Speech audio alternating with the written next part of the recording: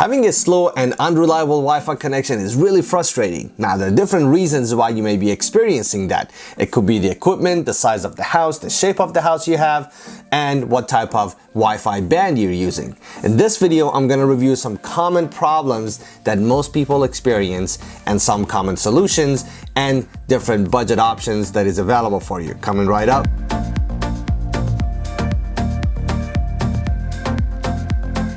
What's up everybody, my name is Sean, welcome to my tech channel. If this is the first time you're stopping by, welcome to this channel. In this channel, I review tech gadgets, do unboxing, reviews, and tutorials. So if you think you enjoy content like this, you might want to hit that subscribe button and turn on the notifications so you won't miss my future videos. If you're a return subscriber, thank you so much for all your support. As always, if you like this video at the end, give it a like and comment down below if you have any questions about anything I covered in this video, and this is the best way you can support my channel. Before we get started, I just want to let you know this video is sponsored by Rockspace. I have previously worked with them and reviewed a couple of their products, the range extender and Wi-Fi mesh router, which I currently still use as my personal router in my house. Today they have sent their AC 1200 dual band Wi-Fi router, which I will be talking about a little bit. So slow Wi-Fi, it's really frustrating, it's really annoying. You could be streaming, you could be playing a game, and it's just not a pleasant experience. But what's causing it and how are you gonna fix it?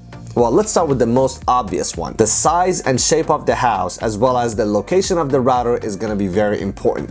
So it doesn't matter what type of equipment you have, and whether you use the 2.4 or 5G, which I will be talking about that in a little bit in this video. At the end of the day, the signal can only travel so far and through so many walls. So rule number one, make sure strategically place your router somewhere centrally located inside your house. That way you can get a nice coverage throughout all the edges and corners of your house. Now, obviously, if you're in a small apartment, that may not be as important, but in general, you want to make sure you centrally locate the place of your router. Sometimes we don't have the option to try to place the router wherever we want. For example, in my house, where the connection is available is on the second floor at one end of my townhouse. So if I am fixed to the location of the router and I'm trying to extend the signal to the other end of the house, to first or third floor, then I may want to consider an option such as a Wi-Fi range extender.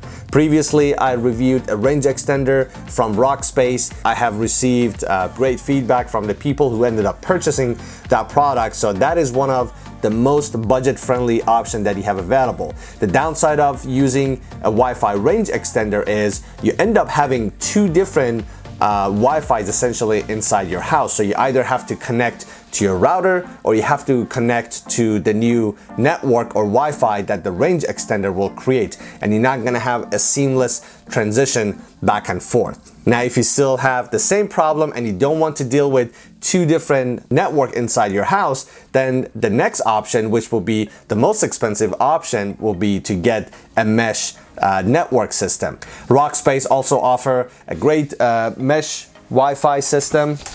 So this is the exact unit that I am personally using in my house, and I'm getting great coverage. My house is 3 floors, about 2,000 square feet, and almost everywhere inside the house I walk around, I get near 100 megabits per second download and upload speed. But this comes at a cost. Right now, they're selling this unit for $170. Now, there's a third option in between, and that is to try to upgrade your existing router that has dual band available, both 2.4 and 5G, as well as offering high performance antennas to try to push the signal as far as you can. But a common question is, between 2.4 and 5 gigahertz, which one should you use and what is the difference between the two? So I'm gonna explain a little bit more about those two so you understand the pros and cons and know which one to choose. Sorry about cutting in, guys. So I'm sitting here editing the video and I realized I forgot to tell you about the giveaway. So there is one brand new unit that Rockspace will be shipping out in the US, and all you need to do to enter the drawing, you have to subscribe to this channel, you need to give this video a like, and comment down below with the model number of your existing router. This is all you need to do. If you're enjoying this video so far, please remember to give it a like before you forget. 2.4 has much better range, slower speed, but it has to deal with a crowded and congested frequency.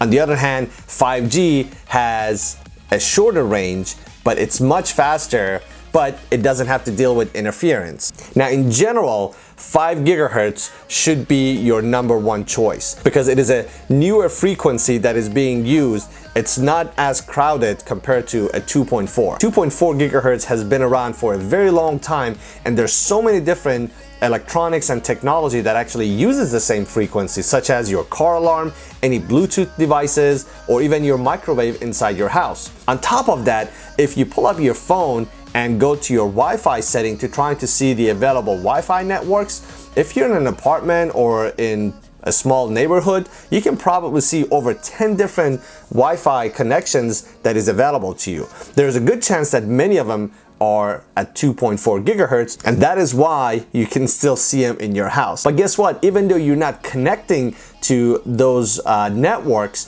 if their signal can still reach your house, that means it's causing an interference inside your house, and that can cause a slowness and sometimes full disruption and interruption of your signal. So what that means, for the most part, you should want to try to hook up your devices and applications that are more demanding, such as Google Chromecast or your Apple TV, to the 5G, and your Internet of Things, your connected devices inside your house, you may want to use the 2.4. So one, you can make sure that the signal can actually reach those devices, but also they're not very demanding applications, so it's probably going to be a very small bit of information that actually need to reach those devices. Now let's take a look at this router that was sent to me. This is a dual band smart Wi-Fi router. The dual band means it offers 2.4 and 5G, and you get to choose which one you want. So the moment you connect this and you look at your available networks in your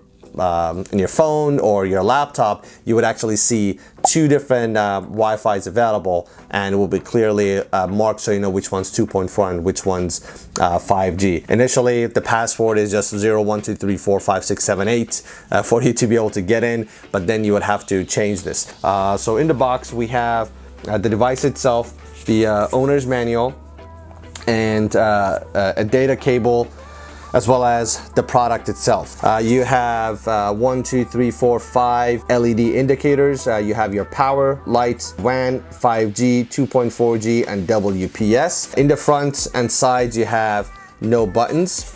In the back, you have your on-off button. You have power ports. You have your WAN, and then LAN 1, 2, and 3, as well as a reset and WPS button. So setting up is really easy. You just have to connect the power and then the WAN port to your gateway. So in my house, I have Verizon system. I just run a cable from the WAN port to my Verizon modem, and then this is how I can get signal to this. This router is equipped with 4 high-performance antennas, which would help with better penetration.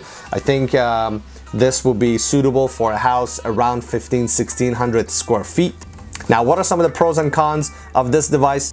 The first pro has to be its price. This is only 50 bucks on Amazon. I have an affiliated link down in the description below that you guys can check it out and read more about the products and look at some of the other customer reviews. Number 2 is the WPS button. Basically, if you're trying to connect this with another device and for quick pairing, if the other device is also equipped with a WPS button, it's very simple. You just push both buttons and then they quickly connect and sync. An example of that would be a Wi-Fi range extender. So if you get a Wi-Fi range extender by Rockspace or any other company, most likely they will have a WPS button, and you just push both of them and they can connect very easily and seamlessly. Wi-Fi 5 or AC has 2 versions, and this has the latest version 2 available, which offers multi-user, multiple input, multiple output, or known as MU-MIMO. What that means is the router has the ability to talk with multiple devices at once. Why is that a big deal? Up until the first version of Wi-Fi 5, or prior to that, Wi-Fi 4.3.2.1, the Wi-Fi technology was a polite technology, which means the router can only talk with one device at a time.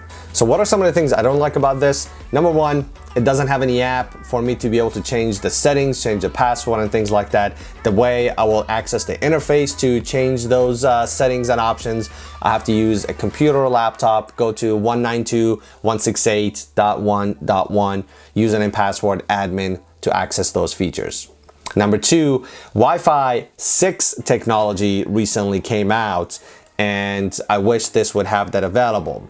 But again, if it did, probably it wouldn't be 50 bucks. However, this still has the version 2 of Wi-Fi 5, which offers the multi-user, multiple input, multiple output, which is great. Next, I wish I had at least one or maybe two more wired LAN options available. If you have a lot of smart devices in your house, some of them may have their own dedicated hubs or bridges that you have to connect to your router, and before you know it, you could really eat up the 3 ports you have available. And last thing is, while this looks cool, it is obviously very plasticky, it's very light. That may not be a big deal to some people. I just want to share the build is just plastic. At the end of the day, would I suggest this?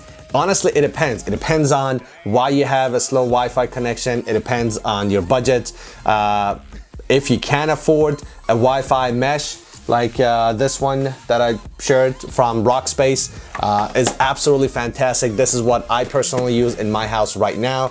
I think it's about 160 or 70 bucks. But if you can, I just want to get a stronger router to push the signal out. This has the 4 high performance antennas at 5 decibel that can improve your performance inside your house. Remember, again, the placement of the router is going to be really key and important, as well as the size of the house and the number of walls you have. For 50 bucks, you get the 2nd generation of Wi-Fi 5 dual band at 5G and 2.4. So if that's all you can spend, this will be a good option. I hope this video was helpful. I know I downloaded a lot of information. If you got any questions or you have any recommendations about some of these common problems and solutions, please comment down below so we can keep the conversation going. As always, thanks for watching, and I'll see you in the next one.